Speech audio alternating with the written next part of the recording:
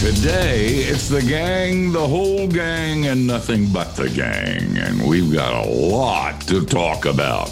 Let's do it on Steve Brown, etc. He's an old white guy, an author, broadcaster, and seminary professor who's sick of religion. And he's brought friends. Please welcome Steve Brown, etc. And we are so glad you're here. You always have a place at our table. And I'm Steve, the old white guy. Matthew Porter's here. If any new graduates are wondering what a journalism degree is and where it can take you, one possibility is you could end up writing bad jokes that people fast forward through. Matthew is our executive producer. And our producer, Jinx, is working hard in this little glass booth. Jinx, who's that with you? It's my number one fan. Your dad. That is my dad. Say hi. Glad to be here. Morning. Michael, it's good to have you with us. Our guest today is Michael Jinx. He has been the father of Jinx for 42 years and is still alive. Known you a long Matt, time. write that down. You can use that. Our video director and IT guy, John Myers, is in his tech bunker. John, you've been working remotely so long, Matthew went ahead and turned your office into a tiki bar. Hope that's okay with you. By the way, we decided to do it this way for the rest of the summer. We're doing it without masks. Cathy is not cleaning the microphones and the chairs and the wires as often as she did. But we've decided that we're going to upgrade and do some things in the studio. So come the fall, we'll be looking at each other face to face. But right now, through the summer, we're going to do it this way and do it in our own places and get used to doing it the right way in the fall. Dr. George Bingham is here. He's the president of Key Life. Years ago, George asked himself, what would Jesus do? And he grew a beard. And Cathy Wyatt is the soft, feminine side of the program. When they were handing out niceness, she let others go ahead of her because she was, in fact, already nice. Oh. By the way, I am still cleaning your microphone and your headphones. Well, that's from the tobacco smell. It's not from COVID.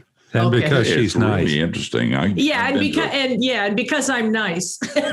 And because you're nice, of course. I have gone to a number of restaurants over the last few days since the powers have said that if we have the vaccine, we can take the mask off. And I go in, half the people are still wearing them, and I usually ask the waiter, can I take this stupid thing off? And he often says, yeah, of course. Or sometimes he says, if you want to stay, you'll keep it on. So we haven't had anything settled about that, and maybe we'll talk about that today. You know what's interesting to me? Oh, I'm sorry. Go ahead. I'm finished. Oh, I was just going to say, and maybe this is a topic for later conversation, but it's been interesting to me that it's referred to as the mask, not a mask. Like it's got some sort of symbolic, significance beyond just being a utility sort of covering. You may be onto something. I read somewhere where that you can tell whether somebody's a liberal or a conservative by whether or not they wear masks. conservatives refuse and then make an obscene gesture. The liberals look down their long noses as conservatives and say something really profound, like you want to kill your grandmother or something like that. So maybe it is the mask that is symbolic for those of us who either wear them or don't wear them. Do you, I think everybody on Jinx, do you have your shot or are you not going to get one? What shot? I knew you were going to say that. Yeah. First grade, I think. Yeah, I got him in first grade. Yeah, there are people that when they find out you haven't gotten a vaccine, they go ballistic. And I personally think that the government ought not be mandating what we do medically. My doctor can't even do that. So I'm for you. If you get sick, I will visit you in the hospital. If you die, I will provide an outstanding memorial service for you. Oh, gosh. And in both cases, he will be wearing the mask. Yeah, right. I just don't know what we're going to do with all these third arms that people are going to start growing. I didn't even know you did this, Matthew, but you did a survey, didn't you, of our listeners and viewers and asked them, what kept them up at night or something like that. Yeah. On our YouTube channel, youtube.com/Key Life Network. Thanks for asking. We have all these cool videos. There's sermons. There's this show, but there's also like a little social area where we post photos or ask questions or whatever. And so about 2 weeks ago, we put up a thing just to kind of like a pulse check, I guess you would call it, and just put up multiple choice to say, hey, what's going on with you? What do you need most help with right now? So there's a few options. Coming in at 10%. I'll go from the least to the most. Okay. People said faith and culture, would like to hear more about that, how to reconcile the two. Tied at 14%. People said I could use help with learning how to forgive and more about theology. And then second place is at 22% is people saying I could use some more hope for the future. But far and away out in first place with 39%, almost 40% of people responding said I could use some help with learning how to overcome guilt. That surprised you guys? Didn't surprise. They're in the right place. Yeah. I early on, before we even had Key Life, I was a pastor. I did that for a lot of years. And in fact, I can get to heaven without grace. They won't even ask about Jesus. They'll just say, you poor dear, you come on in. If you did that, man, you did it by works. But early on, I always knew I was screwed up. I always knew that I was a sinner. I mean, I'm the most honest person with himself. I just don't talk to others about it. These are my secrets, and I'll keep them to myself.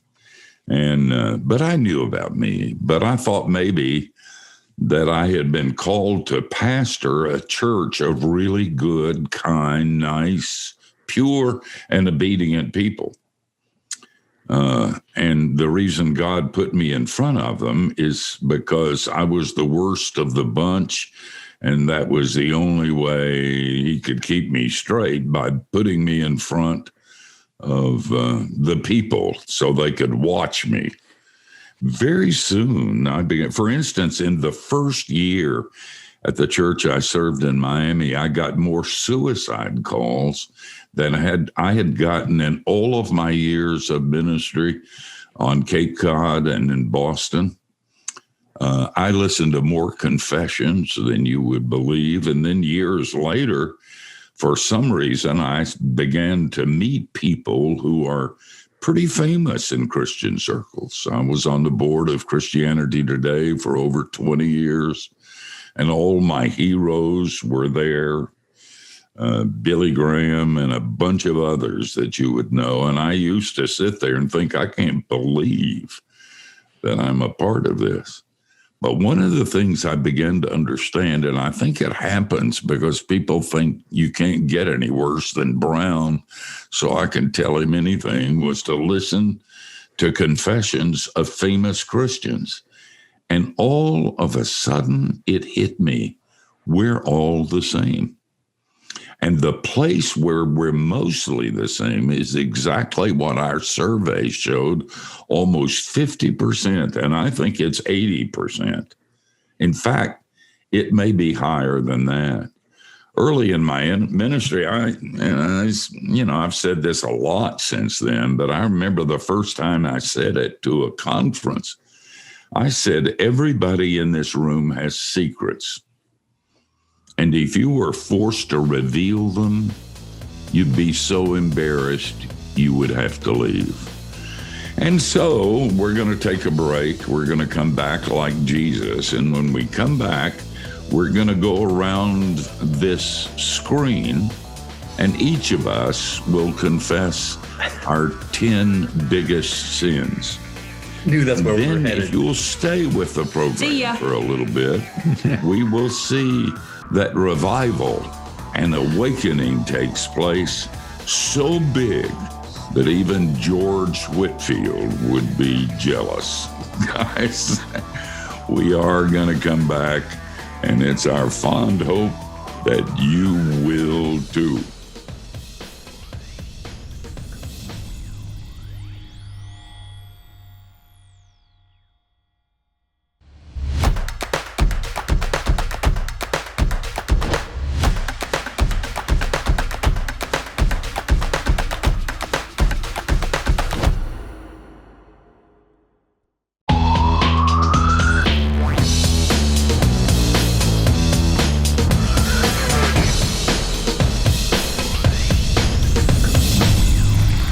You're listening to Steve Brown, etc., and you always have a place at our table.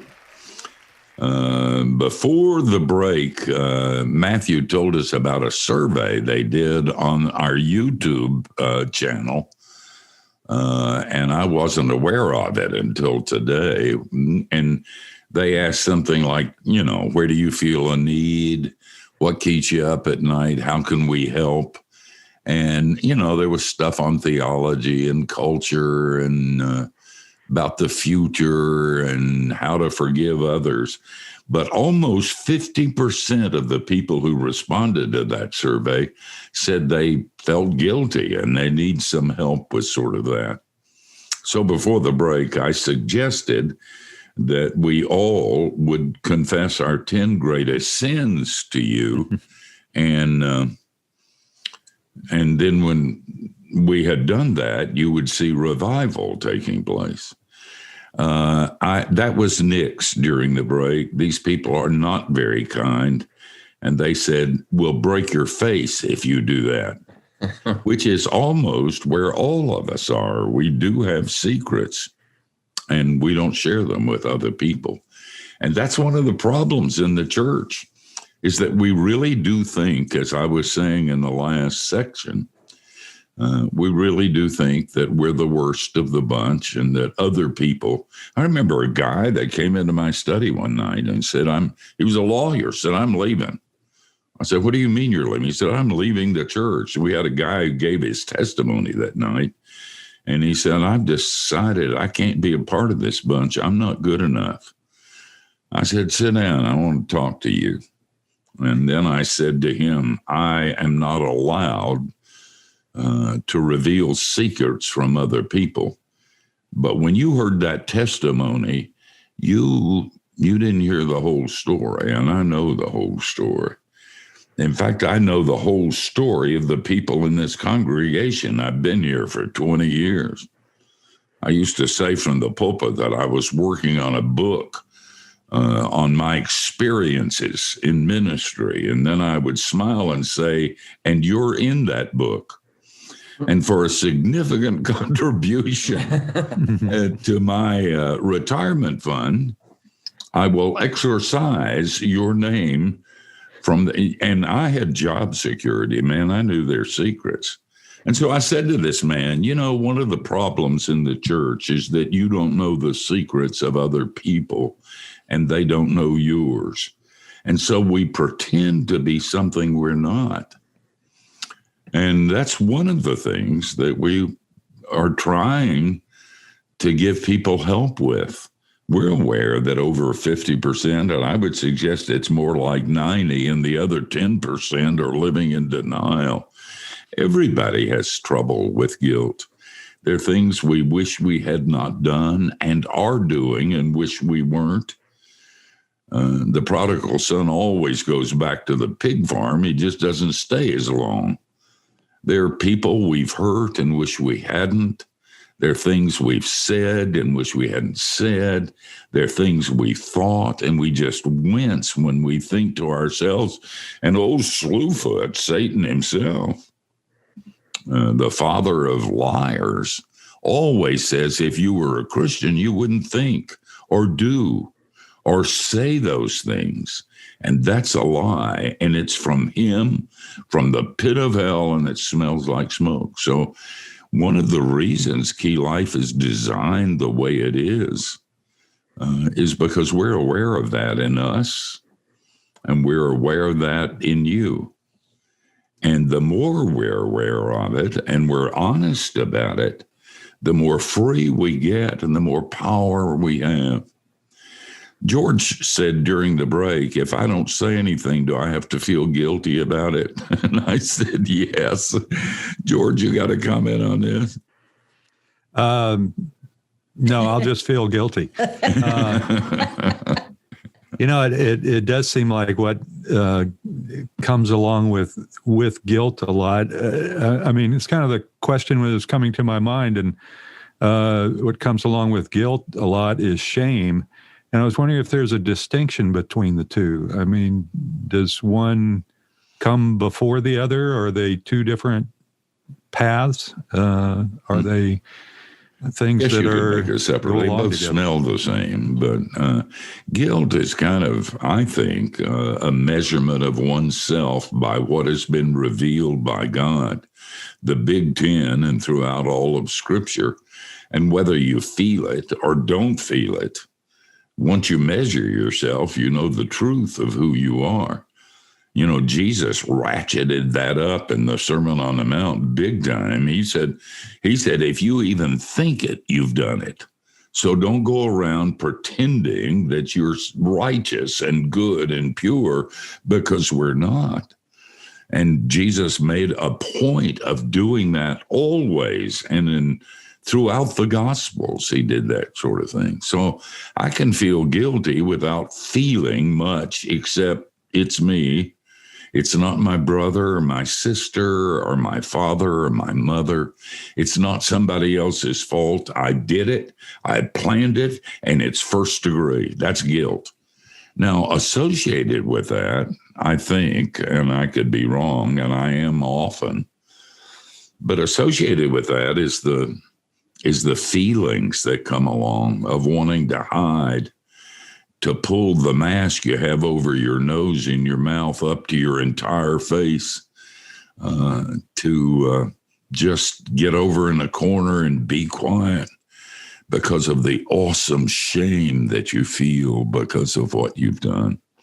I have a friend, by the way, who's a leader, Christian leader, who fell fairly recently. And one of the things he told me, he said the shame was awful at the beginning, but the closer I got to Jesus, the better the shame got. And we think that the closer we get to Jesus, the greater the shame will be. That's a lie. It's not true. As we move to him, not only is the forensic guilt that we feel becomes less because of the blood of Christ, but when we're hugged by him, when we know we don't deserve it, when we walk into the throne room and we're welcomed there, when we know that he knows all the secrets that we don't tell anybody else, and still invites us to be with him simply because he likes us. That blows me away. And, I can deal with shame as long as my wife accepts me. And in a similar degree, I can deal with shame as long as you guys accept me. But I'll tell you something. When I know that Jesus accepts me, no matter who I am or what I've done or am doing, where I've been, what I'm drinking or smoking, man, that'll mess with your head. And it's frankly how I became the spiritual giant that I am. I am better. And it wasn't because of the rules. It was because of Jesus. Guys, I feel like I'm preaching a sermon, and I'm really not. Well, and maybe that's what I always do. When we come back, we're going to change the subject, and it's going to be a very interesting one.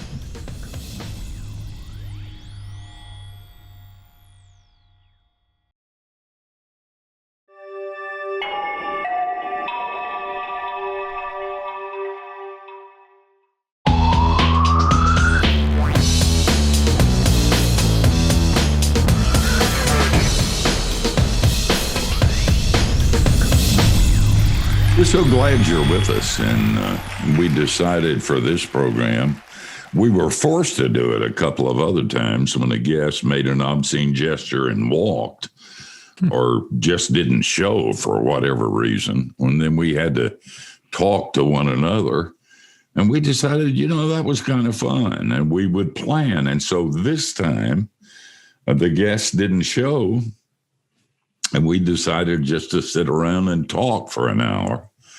And we kind of like each other, so that's not really a big problem. We do a lot of that anyway. We just turn on the microphones and the cameras, and we'll do it in the public. And we've been talking about guilt and shame and the difference and being forgiven. And Jinx has brought his dad with him, Michael. Michael was an elected politician for a lot of years, but don't hold that against him. It was not Washington. And he did a fairly good job in raising Jinx. So we're going to listen to what he has to say. And off the air, he was saying some things that are good. So Michael, chime in. We're glad you're with us. On the topic of guilt, I had a couple of things that came to mind. And especially for me, and I think for most people too, we have a problem with sharing guilt, or confessing. Some people don't like to use confessing, but sharing, either one. We have a problem with that. Like I said, well, I just can't tell anybody what's going on. Well, if you can't tell anybody else, tell Jesus. He already knows, but he wants you to come to him and confess, ask forgiveness. And that led me to the second thing that came to mind was forgiveness. And even if we do find that we can give forgiveness to other people around us, I think the hardest people we find to forgive are ourselves. That's a good point. Really is. In fact, when I resigned from the pastorate, I was very close to a breakdown. It was physical. I was traveling 180 days a year and writing a book a year and doing 5 broadcasts a week and trying to be a good father and a good pastor. And and the wheels came off. Now I have a deep voice and I pretend pretty well, so nobody knew it except Cathy and my wife, but it was a very, very hard time. And Michael, what I did? I spent a day after I'd resigned, and I have sermons and notebooks that I'd preached. And so I thought, I really messed people up over all these years. As I began to see the truths that we teach on Key Life, I was thinking, gosh, I got to go back to the churches I've served and apologize for what I taught them. But as I went through those sermons, and I went through hundreds that day, as I went through those sermons, I began to realize I didn't mess anybody up. This stuff is true. It's gracious. it isn't as clear as it is on Key Life, but the seeds were all there of radical freedom and grace. And then I thought, so if I'm the teacher, why am I on the edge so much? And I realized that just what you said, Michael, I didn't apply it to myself. I thought it was for other people. I didn't think it was for me. Matthew, one of the things I've noticed from you is that you kind of viscerally get this message. You know, back in the days when we were doing the secular talk show and you were doing humor for it, even then, I saw an unbelievable way that you understood grace, applied it to yourself and applied it. Where did that happen? I don't know. I want to go listen to these old shows now. That sounds awesome. Thank you.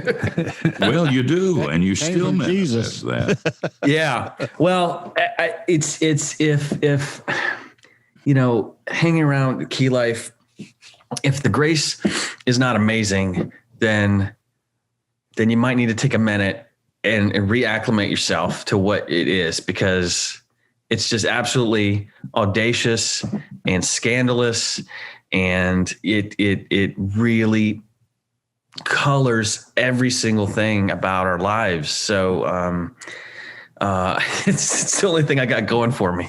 Hope it's true. But you knew that before Key Life, you know, somehow. Yeah. Maybe parents, maybe. No, you know, my parents are great, Ed and Sue. You know, I think it's the whole package that God put together. You know, you need to get it from the Word. You need to get it from the Holy Spirit. You need to get it from the church. You need to have not just the church at large, but those close people that like we're talking about, that you have that kind of intimate confession with.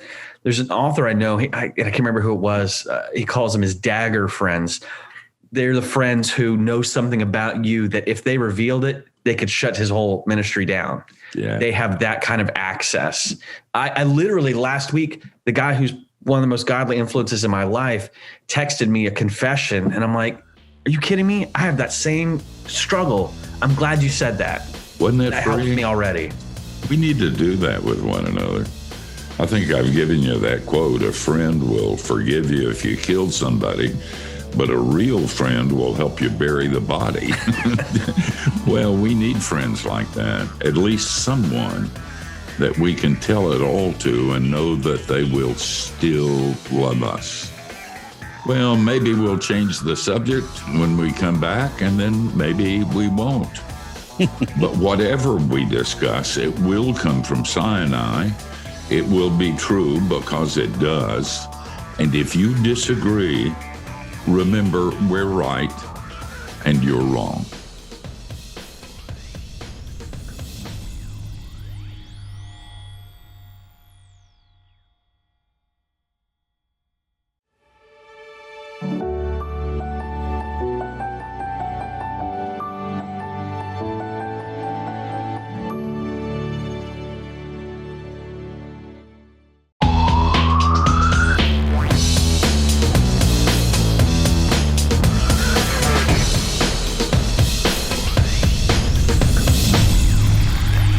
We're so glad you're with us. We love it when you join us and we're just sitting around talking about this. Is all stream of, except for the bad jokes at the beginning. Those are written by Matthew. But other than that, nothing scripted on this broadcast ever. And when we sit around and talk, it's obviously just stream of consciousness. And we spent most of the program talking about guilt. That's because we want to help you being pure the way we are. And we want to let you know how we got there. And we thought that would be helpful. For those of you who are just joining us, Matthew told us about a survey that we did, I didn't know about, on our YouTube channel. You guys in the radio stations, and I think there are 200 or more across the country. You don't get to participate in this unless you go to the YouTube channel. And the question was, where do you need help? And there were lots of things. There was theology and culture and some hope for the future. Boy, I need that. And then the top two, well, then how to forgive was in there, but guilt was almost at 50%. And so it was just a no-brainer when we sat down to talk on this program today that we'd talk about guilt. But the sister of guilt, and Jesus made this the sister, he said, when we pray, forgive us our debts, or if you're a Methodist, our trespasses. And then he said, as we forgive our debtors. And then in the Gospels, right after that, he preaches a sermon on forgiveness and how important and how central it is. I have a hit list on my prayer list. I tell Jesus each morning, I hope you kill them off or give them the hives or something. But I know that's not right, and you don't give me any wiggle room. So I forgive them by faith and ask that you would bless them and make this a contract before you until you fix me. And you know something? And this sounds really pious, and I don't mean it to sound that way. He does. Nobody stays on that hit list very long. Well, there are two that have been there long time. Hey, remember, I'm right here. I'm sorry I'm parking that's your your spot, guilt Steve. speaking, George. Cathy, you want to comment on this? Well, I thought Matthew's commented about when you asked him, when you were talking to him and he was talking about grace and, learning it from before he got to Key Life. In my case, I grew up in a Christian home, and I grew up in a pretty strict background. And so I don't think the whole concept of what grace really is and how radical it is really came into being for me until I came across your path and the path of Key Life. And I think for me, the need to embrace it is because I, like everybody else, struggle so much, not only with my own personal guilt, which absolutely just overwhelms me, but I also deal with guilt when you're just talking about, forgive us our trespasses, et cetera, as we forgive others. I really struggle with that one. And by the way, it's not just the Methodists that say trespass. It's us Lutherans say that too, just in case you were interested. But anyway. Cathy has become a Lutheran. Yeah, but anyway. A fanatic. And stop. I was in a meeting one time, not too very long ago, where an elder who was conducting the meeting made a statement about the church that I belonged to at the time and said, we are not radical grace in this church, which just was like a neon, sign that went off in my mind.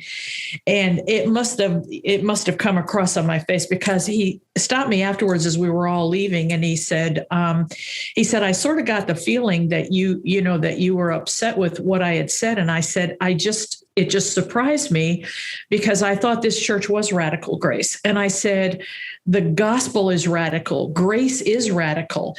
And if it's not, then I'm in a whole lot more trouble than I think I am. And this is not the church I need to be in. And that, I think we sort of, at that point, nobody was yelling or screaming or anything, but we kind of went different ways, and we've not had any conversation since. It really, and it's me, because it just really, I thought, really, this is big. How do you deal with guilt? This one thing, guilt, if grace isn't radical? I don't know how you do that. I can't. And you got to forgive him. Oh, yeah, I do. I know that. Yeah. Question is, will I? But not yet, she says. But not yet. Who was the guy who called his wife to his deathbed and said, you call your brother-in-law and you tell him I forgive him, but you wait till I'm dead. It's, we haven't talked about culture, but self-righteous people don't forgive. And self-righteousness is a sign of a life without God. whether you're in the church or not in the church, whether you're an atheist or you call yourself a believer, self-righteousness is always a sign of a life without God. And as our culture moves away from God, it should be no surprise to anybody that we create a cancel culture where no slack is cut for anybody because we don't believe in forgiveness, because we don't believe that we need to be forgiven. And so the only option you have is you're wrong and I'm right. And not only that, I'm righteous and you're evil. And so we quickly on social media and politics and academic institutions and even in the church, we just reject people. We have Cathy's comment about the guy who's a twit, by the way. I don't know who he is. And but her comment, of course I've got to forgive him. And I will, because she gets at a very deep level the radical grace that Jesus went through a lot of trouble to give us.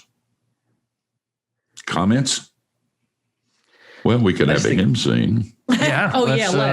As the choir sings, let's gather hands. I'm going to sing soprano. Take up a collection. 14 verses of Messiah. And y'all come forward to the front of the screen while we're singing. Place your hand on the screen and we'll pray for healing.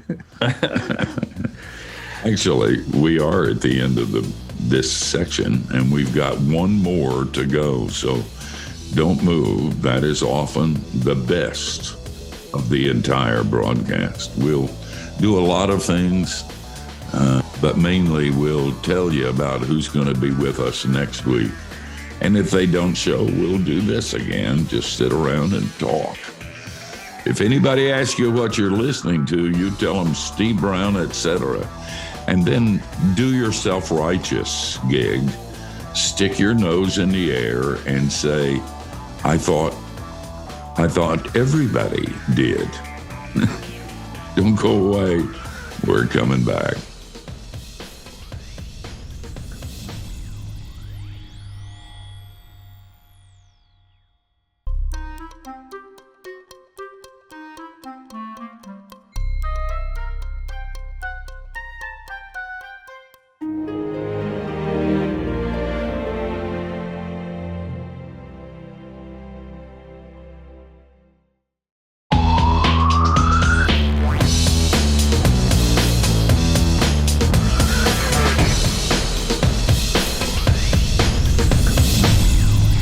Well, the hour's gone by quickly. It always does on Key Life. I forgot to include all of the promotions and the things. You can get the Key Life weekly letter to remind you about what we've been talking about today. And we need to hear that from others or we'll get discouraged. And if you let us know by going to the website, keylife.org, you can sign up for that. And if you haven't discovered our app, John Myers, and you don't see it, we see him on the screen, but you can't. John Myers worked for months and months and months, along with a lot of other people on that app, and it is so cool, I can hardly stand it.